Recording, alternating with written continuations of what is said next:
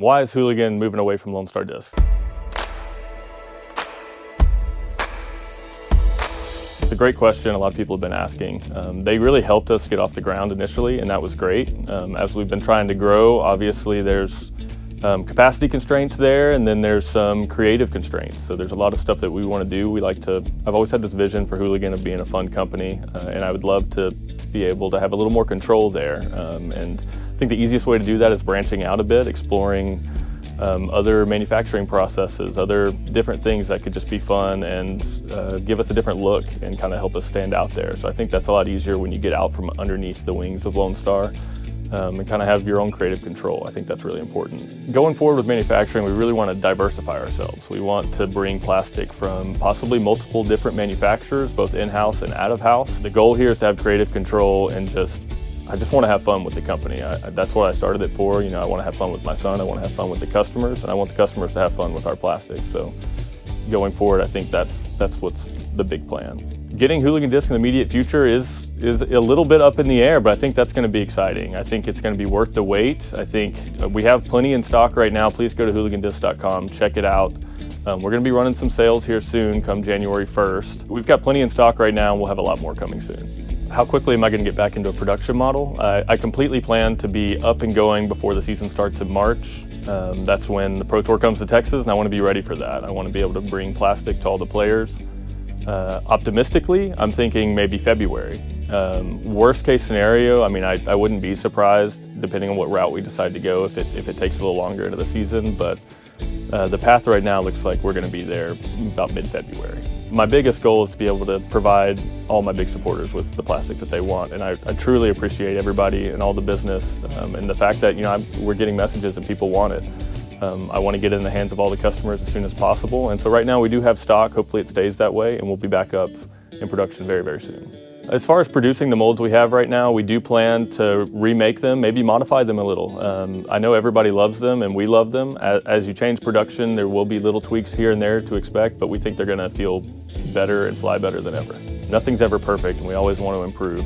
So we do plan to bring back all of our molds and, of course, a couple more throughout the season and really fill out the full bag. I think now we have more creative freedom. Downtimes between runs should be a lot shorter, and new molds should be coming out much quicker. Going forward, we're going to have a lot of new plastic blends. We're going to have a lot of fun with this. I think it's something to be very excited about. You haven't seen metal flake out of us. You haven't seen very much glow. Right now we just have the 4 plastic blends that were produced by Lone Star. We hope to have at least 10 this year.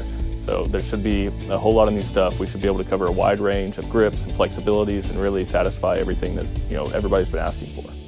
We definitely have plans for new discs and new molds going forward. With Lone Star, we were trying to fill in the gaps there. We're trying to work with Lone Star and try to fill in gaps in their lineup, but now that we're branching out on our own, we have room to make everything. The possibilities are endless. I've definitely got a few molds up my sleeve that I'm planning for this year. I'm not going to give too many details, but I definitely want another new mid and a good fairway this year. But we'll see how that develops. I've taken a lot of input from customers, and I truly appreciate that. If you ever have ideas, I'm always open to customer feedback, and yeah, I would expect some new molds for sure. It's really fun to see what the customers are wanting. I think it's important. Along with Hooligan Discs, I own the Disc Barn, so I get to see what the market is kind of ordering and where the narrative is shifting. Right now it's MVP. A lot of people are liking that, liking gyro, and there's no reason Hooligan couldn't have gyro one day. So nothing in the works right now, but obviously it's a nice thing that I can see the direction, see what people want, see what's selling, and try to produce something in that manner.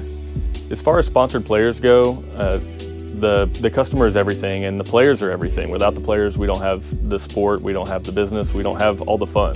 So I do want to expand, obviously our touring pros, but as well as local amateur players. I do plan to make a nice hooligan team, maybe a hula gang. We'll have some different levels of that. We're working hard right now to bring that to the community. I can't wait to show you guys and to get some good plastic in y'all's hands and really show you how much I value you and appreciate you. And I think that's going to be a really exciting thing for this next season.